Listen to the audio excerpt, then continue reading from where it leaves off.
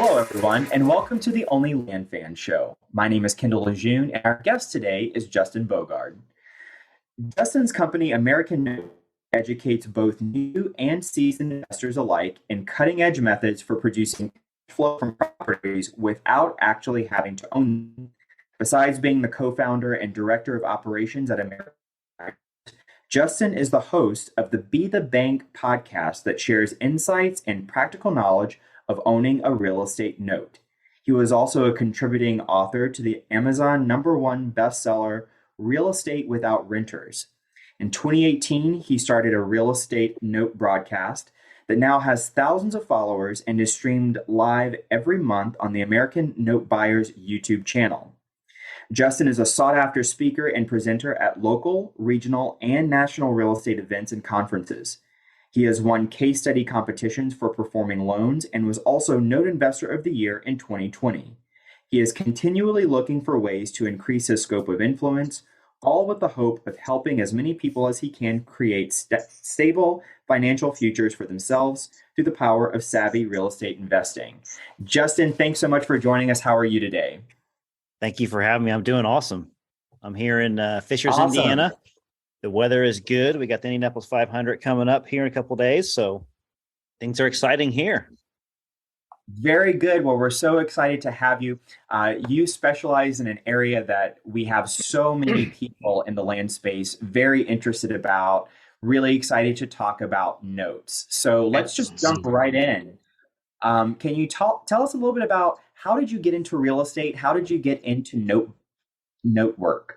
I was watching a lot of HGTV and I was like, hey, look, somebody is buying a house. They're fixing it up and they're making money and they do it all in 30 minutes. It seems like a pretty easy way to make money. And I always been kind of handy. And so I just learned about some local people that were putting together a seminar. I went there and they kind of upgraded me to another class, which upgraded me to another class, which upgraded me to another class. And they got my money. And, but I liked it. I got into flipping houses and doing wholesale deals and became a landlord. And I really didn't like being the landlord part, but I didn't mind flipping the houses and stuff. I really just did a terrible job of managing the project and dealing with the contractors and just, not having a good system in place and having a lot of building a good team. So I found out quickly that the margins were just starting to get a little bit slim and it just didn't work out for me. And then so my future mentor had just come into town and was teaching about buying mortgages. And I was like, why would you do that? That doesn't make sense. And so then he was teaching about it. And then my big light bulb came off in my head. And I was like, this is for me. So I can buy these assets virtually. I can be anywhere. I'm not tied to the real estate. I don't physically have to be there. And so that's how I learned to invest in notes. And I've been doing it kind of ever since, performing and not performing mortgages. And, every now and then I do get some land deals that we buy as well. Very cool. So you actually were a landlord and then turned note investor. Now, you mentioned that when you first started, you had a mentor. What courses or mentors did you first start out with? So like in traditional real estate, as I call it, or the note investing part? Both. So for the traditional real estate where I got into this stuff, I took Tarek and Christina's class. I forget what the name of it was. This was back in 2015, 2016 timeframe.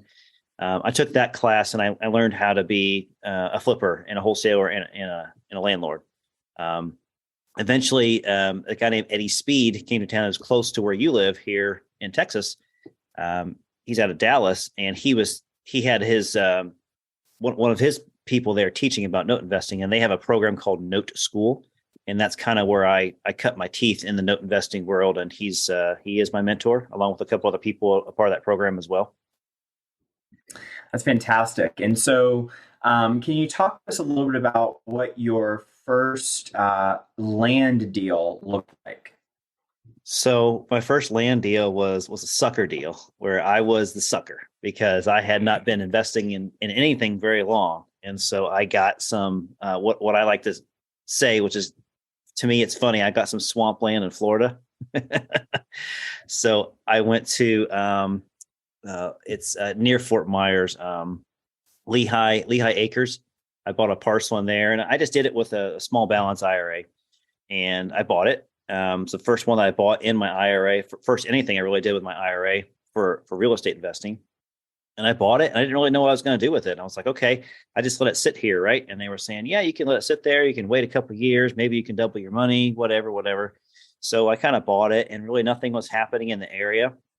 And so I just sat there, and I decided, okay, let's put a sign in the ground and say, hey, for sale by owner, or cash offers accepted. And I would get a lot of people that would be pinging me and give me like really low ball offers. I think I bought this thing for maybe like $6,000 or something.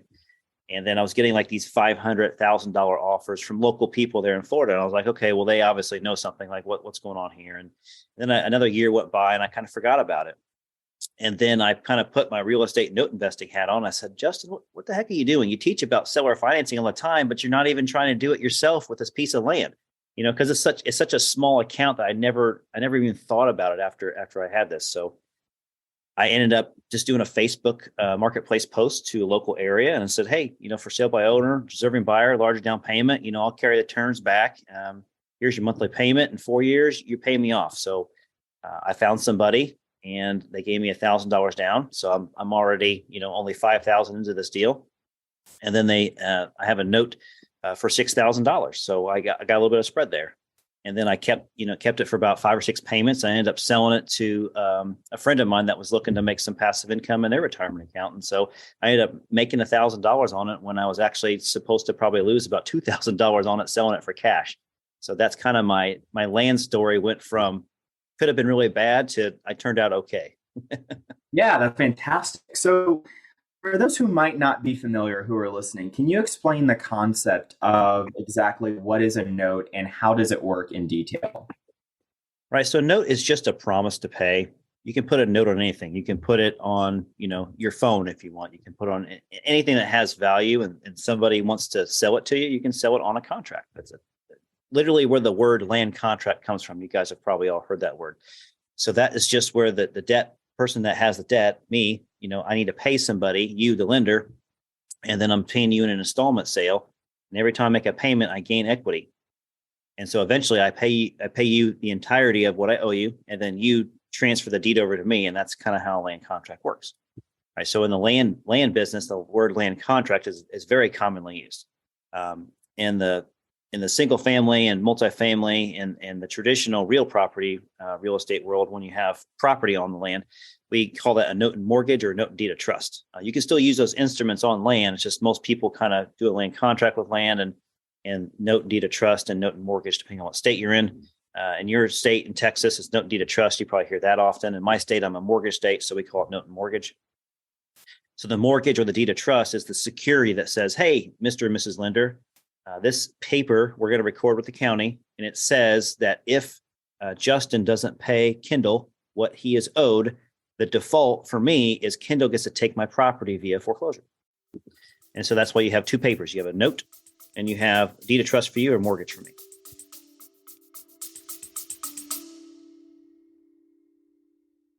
Hey, land fans, looking for your tribe of serious land investors?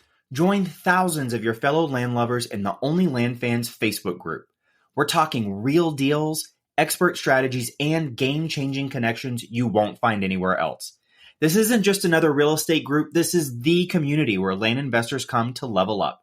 Join us at OnlyLandFansGroup.com and join the conversation today. That's OnlyLandFansGroup.com. See you there.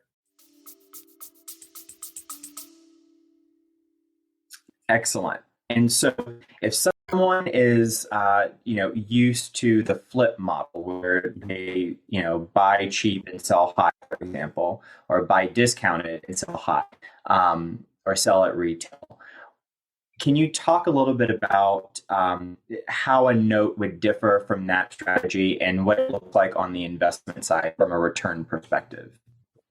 Yes, that's a great question. And it's hard to answer because you're not talking apples to apples. You're talking apples and oranges. When you flip a house, you expect to get cash immediately, and you expect to do that in less than 12 years. So that's a short-term gain, which is why they have short-term taxes, right? And they have long-term gains and long-term taxes. So if you want cash flow, then, having a note or having a rental is kind of how you make cash flow. And then if you want quick money, it's like wholesaling and it's like flipping a house. That's how you make quick money and transactional money. Cash flow is more passive, and flipping and the transactional money is more active. So when you look at a flip, it really depends. I would say, I don't know if this is true right now because I'm not flipping right now, but it used to be we could make about $15,000 of profit for every $100,000 the house was sold at. So if you imagine $200,000 sale price, you're hopefully making $30,000, and that's the range that you kind of needed to be in, minus taxes and real estate fees and stuff. It really wasn't 30; it was more like 18 or 19. So with a note, you don't make that instant money like that. You make it kind of over time, and you build cash flow. So it's a little bit different. We have different ways to get into real estate with notes. We can actually buy properties, what we say, on terms, meaning we have, Kendall, you have a piece of land or a piece of property and you want to sell it to me.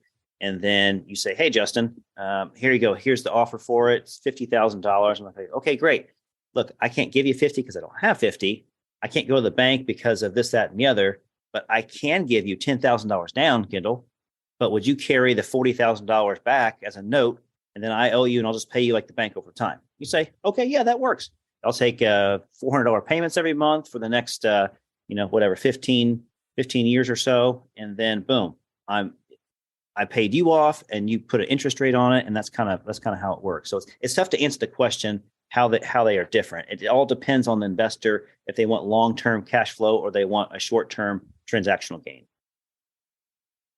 Yes, that makes total sense. I think one of the things that a lot of our guests have on our show before is that creative finance is thing that is starting to really kind of infiltrate the land space, and it opens up a whole world of opportunities and possibilities.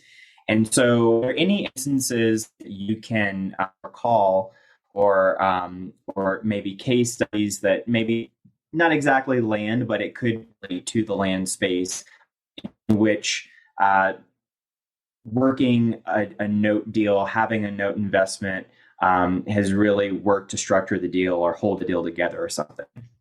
It comes down to the person buying the property. They either got cash in hand, they can go to Bank of America, Wells Fargo, Chase, and they can get a mortgage just like that. That's how most of the transactions are done. The ones that slip out of that category are the little outliers. And those, let's say they're about maybe 4 or 5 out of 20 that come out that way. So every deal that you do doesn't fit a terms deal, as we say. If you're trying to sell a piece of land, they don't all work that way, but some of them can work that way. And when they do, they can be quite lucrative. So there's different strategies to it. We're a firm believer of getting large down payments because we see a lot of loans and we own a lot of loans. And we know that when borrowers don't put down sizable down payments, meaning 15, 20, 30% down payments on the purchase price, it's going to have a higher probability of defaulting on you. And as a note owner and someone that has a portfolio, you really don't want to see a lot of your loans default. Sometimes things happen, they're out of your control, life happens, but you don't want to see a big default rate in your portfolio. So that's what we caution people and say, hey, look, if someone only has a nickel to their name, they're not going to be a good borrower to you, right? You wouldn't have them rent your house probably either. So. Right. Now, you just mentioned that word default. I know for a lot of people who have never done a deal that has notes as a component, that word can be very scary. Can you talk a little bit about what the default process might look like and how that impacts the investor? That's a great question. And it is the number one looming question, the big D, as they call it. And it could be slighted a different way, but we're talking about default. Okay, let's clarify that. The D is default. So the default happens when the borrower doesn't meet the expectation of the note. The note spells out the exact terms that they want. I need to be paid on the first. You got a 15-day grace period, whatever the terms say. Then after so many days, you're considered default. You don't pay your taxes, you're default. You don't pay your insurance on your property, you're in default. Like all these things spell out default. Once you're in default, then you can start proceeding legal action because they signed this contract with you, this document. So what that looks like is you have a couple of options as a lender. You can reach back out to the borrower and say, hey, look, can you, what's going on? What can you do? Did you know there's a government assisted program in your state that can help you with your mortgage if you're having a hard time? Did you lose a job? Did you lose a spouse, to where you lost half your income that can pay on the mortgage? Like all these things, the government can help them out, and they can make us, the lender, they can make us whole by paying all the back taxes, paying back some of the insurance they owe me, paying the 4 or 5 months they got behind on because they lost their loved one or whatever. So those things can happen. You can ask for a deed in lieu. I'm not sure if you're familiar with that term, but it's basically you get a deed back in lieu of foreclosure. So he's saying, instead of going for foreclosure on you, just send the deed back to me. Just gift the property back over to me. And I don't go through foreclosure. I get it back today. Then I can put back on my real estate hat, and I can go resell it again. I can flip it to whoever, a wholesaler, flipper. I can sell it on terms again. The last thing that we do is the foreclosure. So that's when there's no options. The borrower is either they're being difficult with you, or they just have no other options, or you can't find them. Like sometimes they just skip town. They go bye-bye. I don't know. They get scared, right? So that is when you go through the judicial process. In your state, however, Kendall, you have a bigger advantage than my state because your state is a deed of trust. So they have what's called a power of sale clause, which means a trustee is holding that deed and they sell the property. They don't have to go through the court system. In my state, I have to go through the court system. So there are strategies with note investors where they only invest in states that have a smaller or a shorter time period of foreclosure because they know the big D when it comes up, right? That they don't want to be in a state that takes 2 years to close, like in New York or California. Like they don't want to be in those states because they know worst case scenario, man, my money's going to be tied up for years. I don't want to do that, unless the deal is just going to be a rainmaker for you. You got 100,000 into it and you get 800 back. I think I could wait a couple of years to make my money on that. So hopefully that cleared things up. Right. It doesn't have to be scary. It's just a process, and you just got to wait.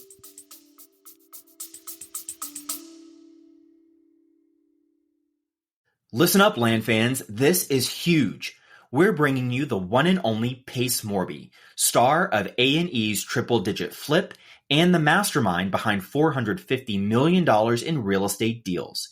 He's coming to our virtual meetup on Thursday, December 5th to share how he's applying his creative financing genius to land deals. Head to olfmeetup.com to save your spot today. That's olfmeetup.com.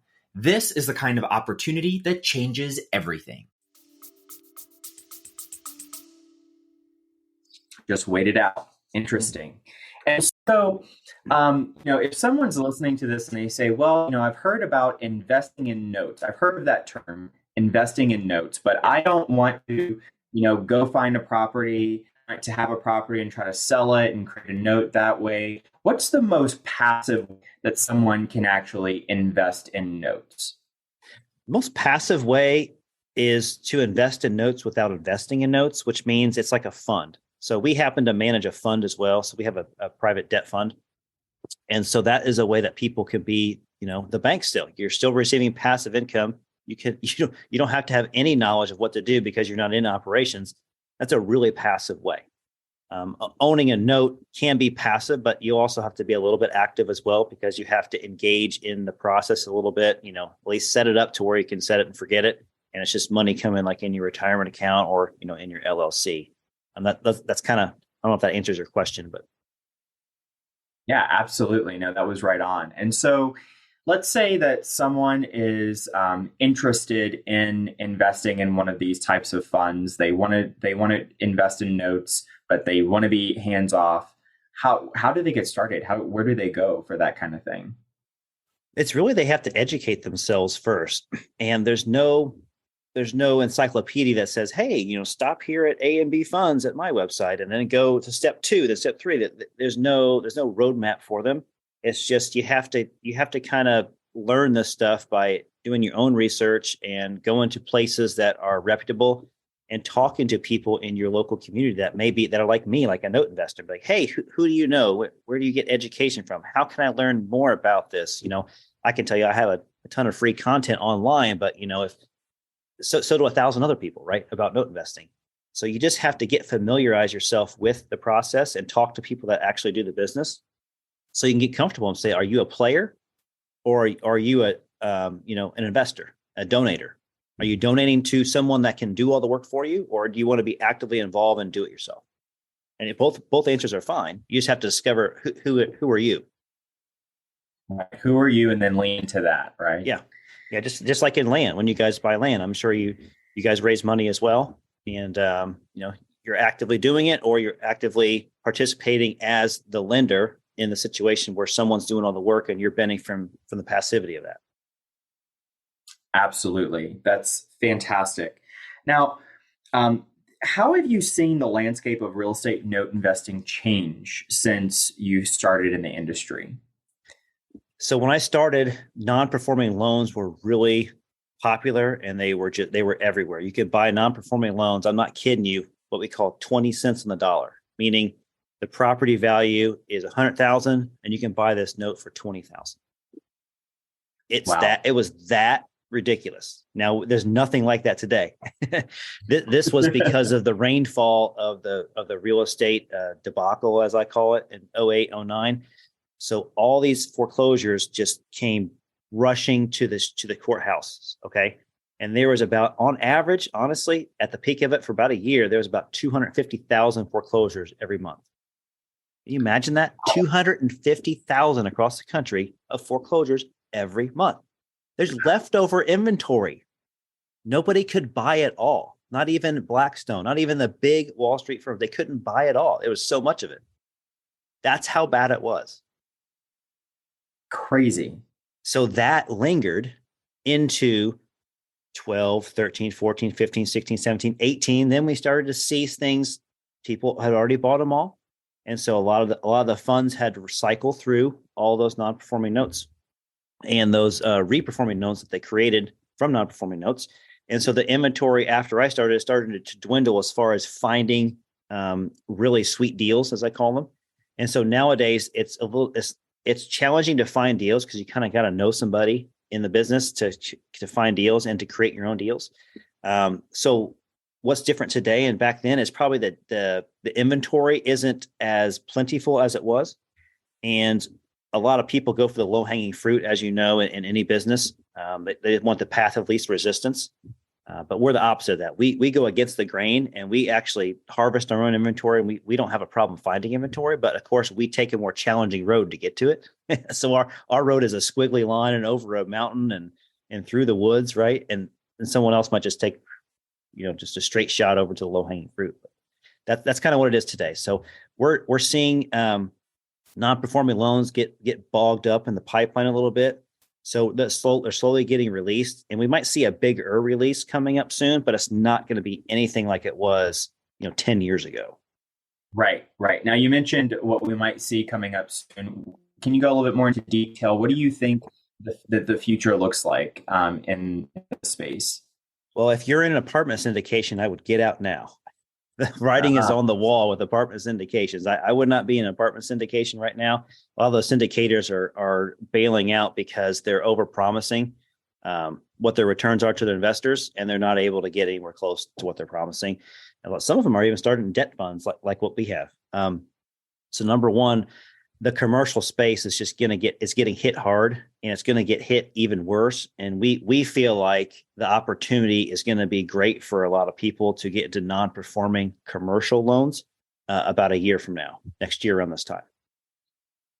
So that's what we see coming in the pipeline. Now, residential non-performing, we're going to see some more inventory, but it's going to be more lines of the $150,000 to $300,000 home price range, which isn't affordable to a lot of one-off note buyers, unless you have like a fund or a good size money behind you.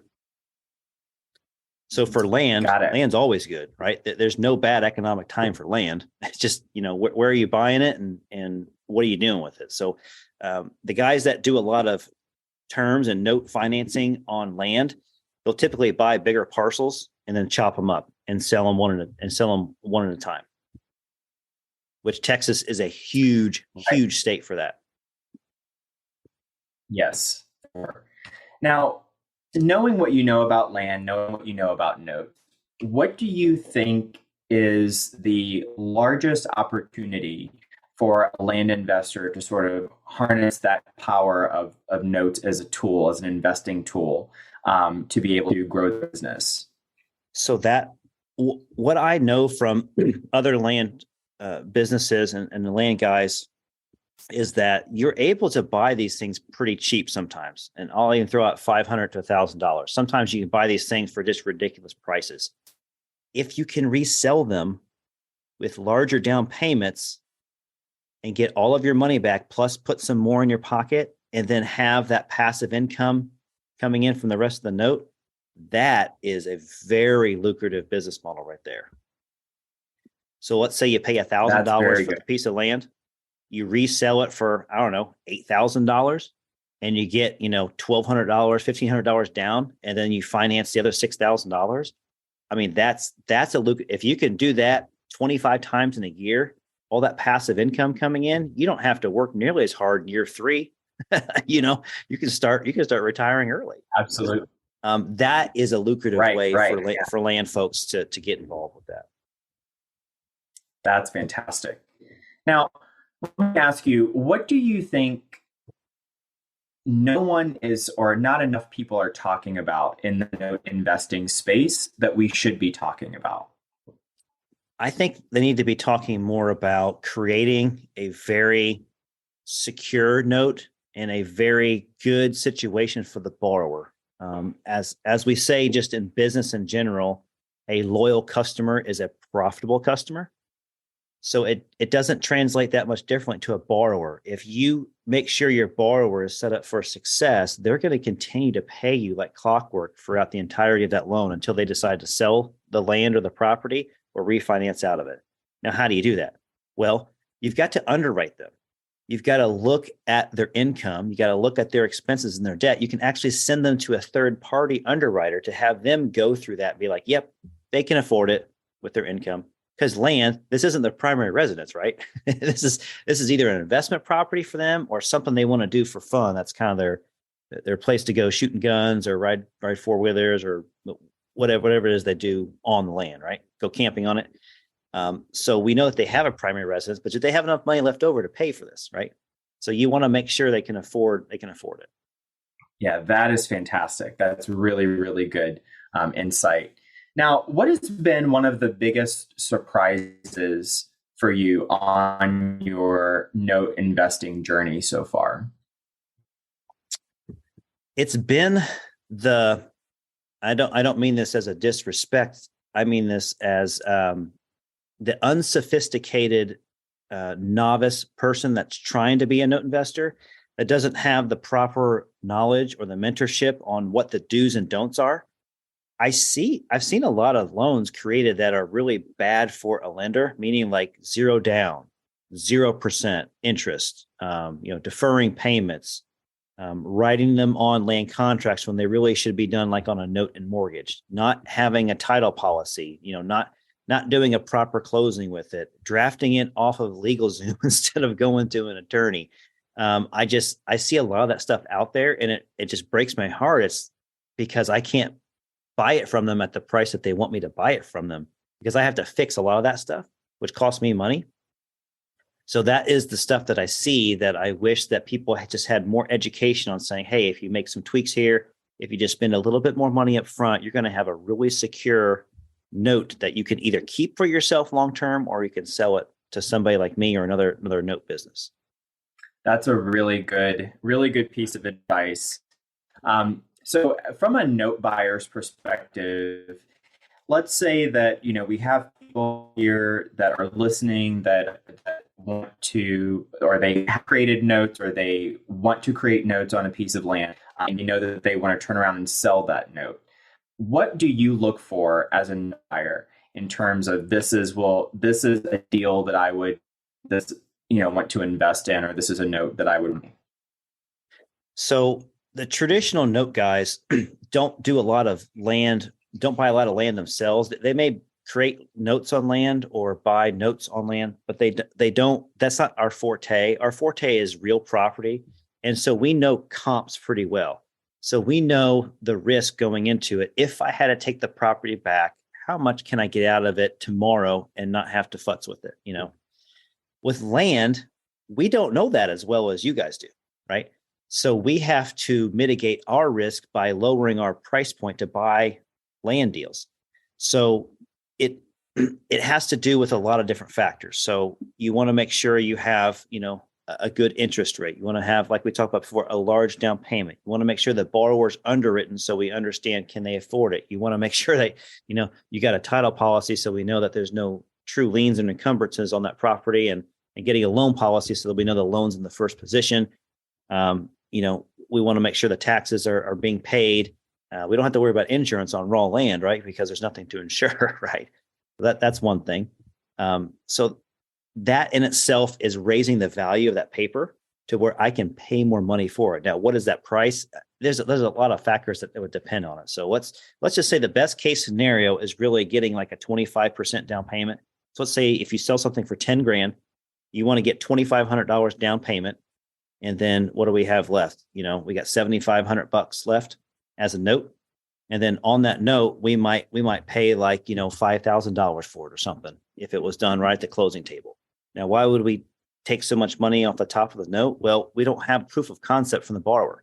If they haven't made any payments, we don't have any guarantee they're going to make payments because we have no story to read to go off of to say, yeah, they have a high propensity to repay or they don't. So the longer you hold a note, the more valuable it actually is for you and for me to buy as the buyer, the note buyer. But we'll still buy the paper, and we'll definitely help you set up the paper if you choose to, so that like, hey, look, I've done the best that I can to set this up for success for me. Excellent. So your bio mentioned American Note Buyers, your company. Yep. And so can you talk to us a little bit about how you help people, sort of transitioning from being a landlord to, essentially being the bank through note investing? How does your company do that?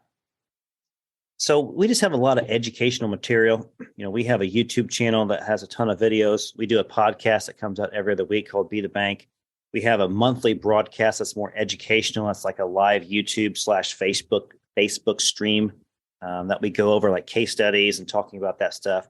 So people that come to us, they fit in a couple different buckets. So they're either in a bucket to where they want to do this full time, and then we kind of tell them what we know and share our experiences and be like, okay, if you need an educator, like a class, you need to go to Note School or a place like that to where they're going to be, giving you handouts and all that information. Bucket number 2 is somebody that wants to buy the note and be active today, but they also need their hand held. Well, they can do that too. And we can kind of buy the note and sell a partial to them to where we're kind of in the deal with them. But we're all making money and they don't have to do as much work because we're vested in this. So we'll do some of the operational work for them. And then bucket number 3 is really where they're super passive and they just become an investor. Like they understand it and they're comfortable with notes and what we do, but they just don't want to have to deal with all the operations. And that's my job. So I'm the director of operations for our company. And so I manage the portfolio and do all the pricing and selling the assets too. Excellent. So there's lots of different options out there depending on where their strengths are or what they're looking for. Yeah. Yeah, that's fantastic. Now, if you could go back to, when you were first starting and investing in notes, what advice would you have for yourself when you were first starting? I probably would go back and say you really need to not disregard these flips so quickly. You need to still try to maybe do some of those, but turn them into owner financing notes, meaning find some of these properties, do a light rehab on it, or maybe it's just cosmetic only, and then sell them with seller financing. And I wish I would have started doing that a lot more several years ago, because I think I would have have an even nicer portfolio right now to go off of. Yeah, that's great. And for someone who may not be familiar with what you just mentioned in terms of how you buy and how you sell and create notes on both sides, can you walk us through a little bit more of that? Yeah, that is it's a more advanced transaction, and so you can do it all simultaneously at one closing. If you got all the pieces in place to play chess there, or you just do it one at a time. Where, like we talked about earlier in a hypothetical. So Kendall, you have a house that, or let's just say a piece of land you want to sell me. And so you say, okay, Justin, the price is $9,000 cash. I'm like, okay, well, I don't have cash. What can you do? Well, what do you have, Justin? I'll be like, well, I got $2,000. Can you carry back financing for me? She's like, yeah, Justin, I'll sell it to you for 10,000 now. Oh, okay. Why is that? Well, because if you need premium financing, it's a premium service, right? So then you sell it to me for 10,000. I give you $2,000, and then you carry back a note for $8,000. And so now I'm paying you. At the same time, I'm marketing this property to somebody else. I'm saying, hey, look, I got this property here. I can sell it to you for $15,000. So then I go and get like $3,000 or $4,000 from them. And then I have that, either I can keep it or I can pay you down on the debt that I owe you. And then I'm wrapping another note around it. So if you imagine a ball and then a bigger sphere around that ball, and that's how the wrap mortgage works. And that's a situation where you would leverage and get free cash flow. It's basically like having a rental and then getting a mortgage on it. So your tenant is paying you a payment, which pays down your mortgage, but you keep the leftover cash flow, that free cash flow. The same thing with wrapping a note. So you're giving a note around a note. Yeah, that's a fantastic way of putting it. I've heard wrap mortgages explained in a few different ways, and that's a really crystal clear way. That's awesome. We have some visual aids that we use when we do case studies like that and show people like how it's better when you see it on a PowerPoint. Like, oh, okay, I get it. I'm paying Kendall, what I owe him on the $8,000 mortgage, but I'm also getting I also have another $11,000 mortgage behind it that someone else is paying me. So I can afford to pay Kendall, but I also keep a little bit of money for myself. Yeah, that's fantastic. And then you have no money in the deal. Best kind of way to be in a deal. That's everybody wants that, right? They want to have no accountability and no money in the deal and just make passive income. That's the dream. It doesn't happen very often at all. I'll just be honest with you, but it is the dream. That is so funny. Very cool. Very cool. So shifting gears a little bit, are you using AI at all in your business now? We're starting to. So some of our vendors use AI heavily, basically look at documents and highlight the things that we need to know or things that we need to change. And then other AI is what you guys probably do as well for marketing. AI is pretty good for marketing. So we use it for descriptions, the show notes for our podcast, perfunctory tasks, as we call them, is helping us with that. So we do have other large hedge funds that we are close to say they tell us that they are basically using AI to go over their data tapes. So if they have 1,500 loans on Excel spreadsheet, we'll use AI to go through it. And they know their metrics on what they want. They know their risk tolerances, and it does boom, boom, boom, boom in an instant. And they know if they want to buy that tape or not. So that is a game changer for the big guys. Yeah, it's very cool. Do you foresee possible uses for AI in your business in the future? Yeah, so like I said, we're using it a little bit right now with marketing. We're trying to be careful because I'm from the computer programming world, so I understand where it's coming from and kind of how it works. But I'm also hesitant to just press the start button and just see what happens, because I want to test the theory and see how it works first. Model it out. So we're going to be a little bit careful as far as when it comes to data and using AI. But as far as marketing and sales and stuff, we think it's pretty solid right now. Just glossing over after it spits out some a document or spits out a paragraph of what you want to say. Right. Yeah, it's very cool. It's very exciting to see what's going to be coming down the pike in that industry for sure. Yeah. So what do you consider to be your superpower? Being able to leap tall buildings in a single bound, right? That's incredible. It's funny you mentioned that, because I was on a panel about a year ago, and it was about your superpowers. And what I had determined when I was thinking about it is that I am a really good recruiter. So it doesn't really have anything to do with real estate, but I'm a good recruiter, meaning I can see some of the the qualities in somebody that can add an immense value to our business and what we do. And so that's what I tether myself to those people. So like my business partner, Richard, he is a guy that has done a ton of hard money loans and a ton of like billions of dollars in commercial lending.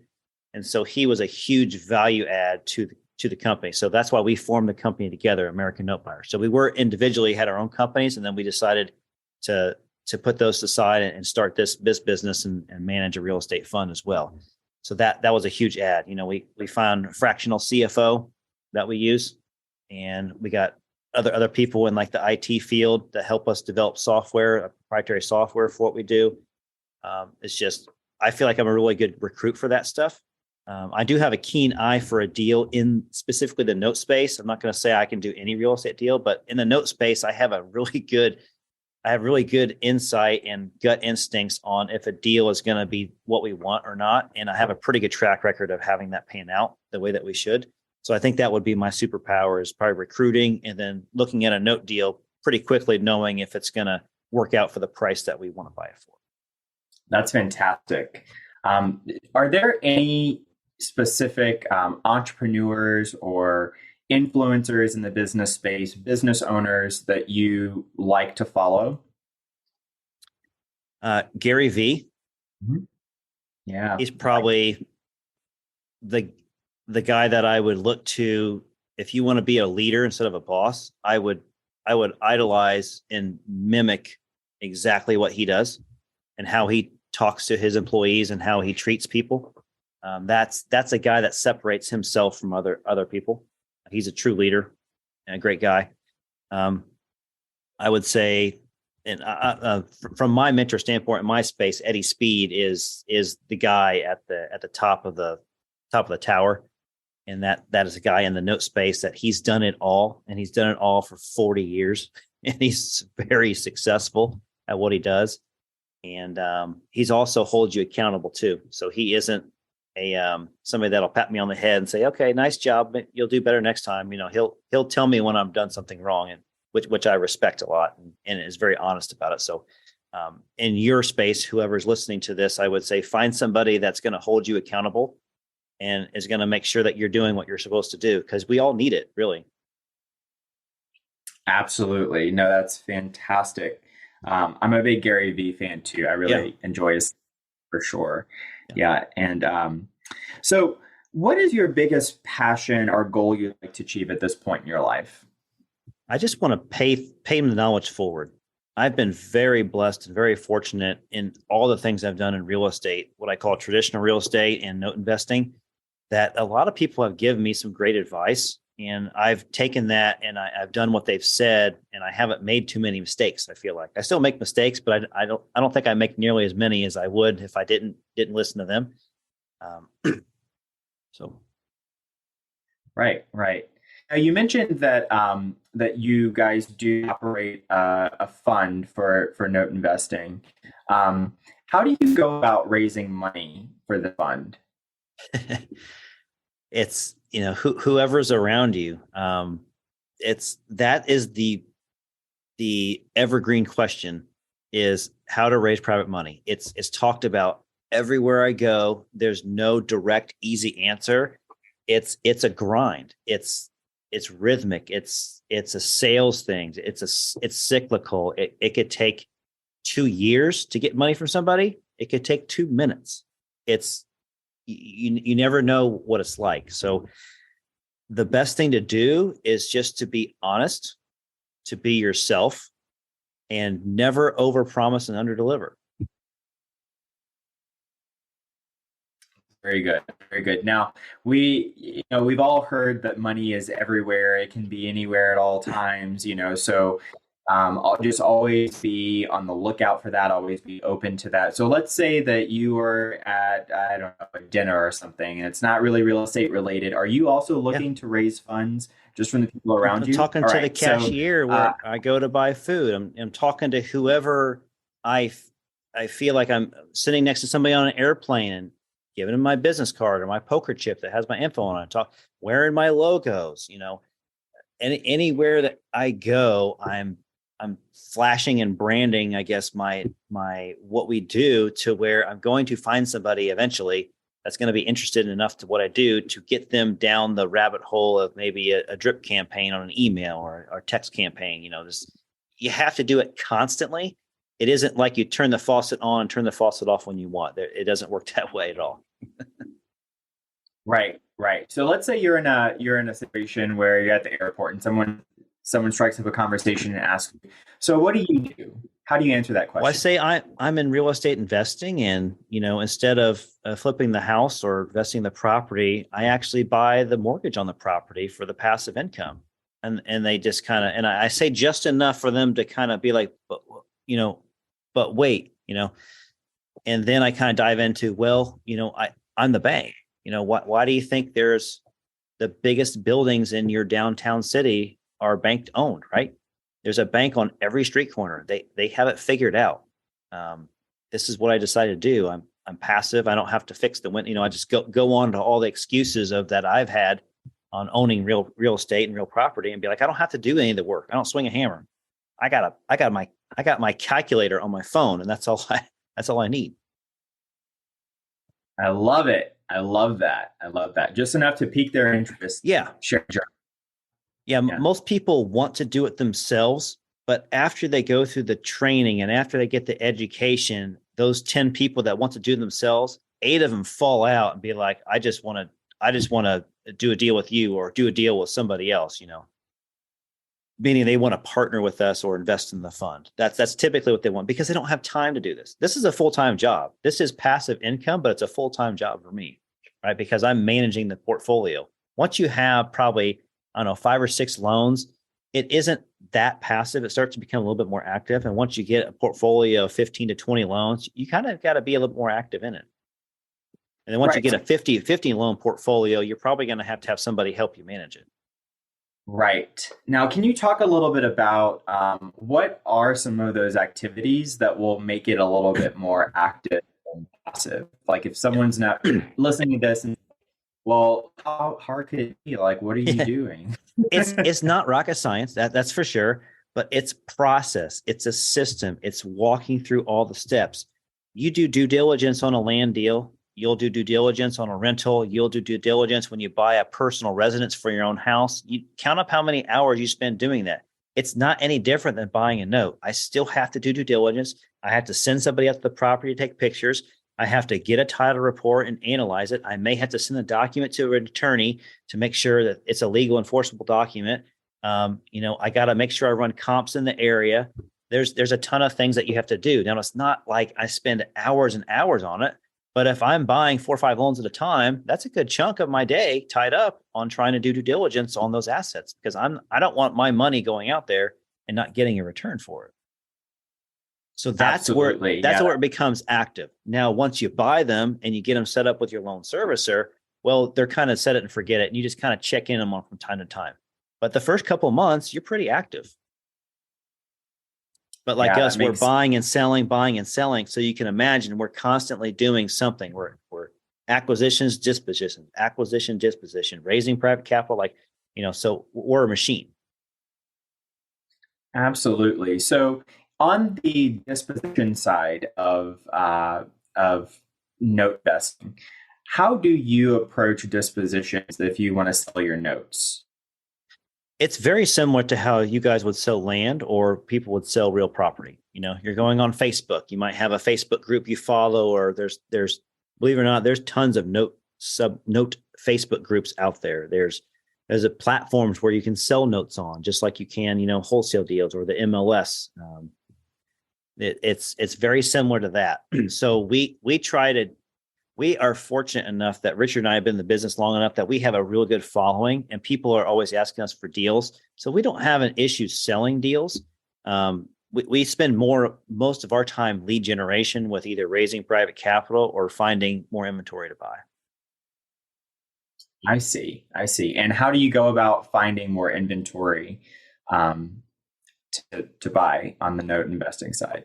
It's similar to land and wholesaling and finding fix and flip houses and rentals. You can do text campaigns to people that own notes. You can You can send direct mail to people that own notes. You can go to local RIAs and find out who creates these things or who has these things, or talk to realtors that know people that create loans or have sold properties and seller financing. There's a myriad of different ways to find the paper. The low hanging fruit is to go to those websites that have the notes for sale, because that's the easiest thing to do. And guess what? They're paying the most for them because it's the easiest thing to do. Yep, just like anything else. You go, if you want to spend the most money, go to the MLS. You'll pay the most price for property, right? If you go knock on doors down the street and all the blighted properties to find a wholesale deal, you're probably going to find a really good deal. But you got to do the work. That's right. Right. If you're not going to pay for it, you have to do the work at least. Yeah. If you're not going to get your hands dirty, it's you don't be in the real estate business. So you mentioned earlier about people that are, sometimes people, when they're first starting out, they're really excited or motivated to work with someone else, partner with someone else. So if someone wants to partner with another note investor, what type of advice would you give to them to find that partner? Well, make sure they're actually in the business and they actually are actively today investing in notes. Don't try to find somebody that did this in the 80s and hasn't done it for 25 years and just wants to teach and sell you a binder, a 3-ring binder with a bunch of material in it. That's not the person you want to be your coach, your mentor. You want somebody that's actually buying stuff right now, just like a land guy or land gal or a flipper or a rental person. You want somebody that's actually doing deals and has done hundreds of deals, not just 2 or 3, hundreds. And you got to interview them, just like you're interviewing somebody to work with you. You got to interview them. That's really good advice. And so what types of interview questions, aside from experience, obviously we know experience is a big one that you would want to know, but what other types of things do you look at for potential partners? As somebody that I was brand new, am I speaking as if I was brand new looking for somebody to partner with, or yes, the opposite way around? Yeah. So someone that is brand new looking to partner with someone. Well, make sure they have the same philosophies and beliefs as you. Some people are probably a little rough around the edges that go about real estate, and they may not be ethical, in my opinion. And some people are really ethical, but they're nice, but they don't mistake their nice for being somebody that does a bad deal, like somebody that's gullible. So that would be my opinion, is that I would want somebody that's done hundreds of deals, and I want somebody that has the same moral values that I do, because I don't want somebody to start teaching me skills that are going to, hose over the borrower. So I don't want to do that. Somebody lives there. That's somebody's home. I don't want someone to do that to my parents, Absolutely. Yeah, no, that's a really great piece of insight. Well, Justin, I want to thank you so much. I want to be very respectful of your time. Thank you so much for joining us today and to us today. How can we give back to you right now? Are there any resources or connections you're currently? Let's see. Like we talked about before, we're always trying to raise private capital. So if anybody listening to this is looking or knows somebody that wants to, invest some money, we'd love the opportunity to kind of show what we do. If you just want to learn a little bit more about how these skill sets can help your land business or get you into land deals or out of land deals, reach out to us. We honestly do want to educate you and have the right tools in place. We feel like the better skilled note creators that we have out there, the more good inventory we can buy and trade to each other. And it's just going to benefit the industry in general. There's been a bad culture of people that don't do things the right way in the note business and in all the businesses. And we want to make sure you do the right things. So please don't take 0 down payments. Please don't do 0% interest on deals. You're a bank. You need to do things the right way. If somebody doesn't have a nickel to their name, I know that sometimes you hear sad stories. Just please don't do that. You got to set things up for success for everybody. You got to hold people accountable. So I would say, get if you're unsure and you haven't done a note deal before or created a note, talk to somebody like me or somebody in your area that's done hundreds of them, so that you can set things up the right way. So that's what I would encourage you guys to do. You can reach out to us at our website, ambfunds.com. I'll type it in the chat if you want me to, Kendall, if my mouse will. Yes, absolutely. That's how you can get a hold of us. You can talk with me or Richard. We're happy to kind of point you in the right direction. We're obviously looking for deals. So if you know of anybody selling any land deals or any real property deals that have notes on them, that's our bread and butter. Obviously, we want to buy those, performing or non-performing. So those are the things that you guys can help us out with. Otherwise, I honestly I'm not here to sell anything. I'm just here to pass on experience. So happy to share with all the good, the bad, and the ugly that we've done. Justin, I want to thank you so much. Looking forward to everyone continuing the conversation. I think notes is a space that moves beautifully with the land space as well. And I think that there are so many opportunities in the land space when combining the power of notes in terms of the types of deals, the types of buyers. The buyer pool opens up so much when we introduce creative financing. And so it's very exciting for sure. So again, thank you, Justin. Thank you everyone for watching. Look forward to seeing you all in the near future. Until then, be great. Have a great week, and we'll catch you in the next one.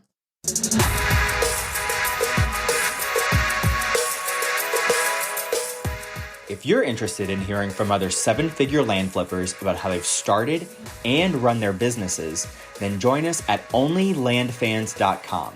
Looking forward to seeing you there.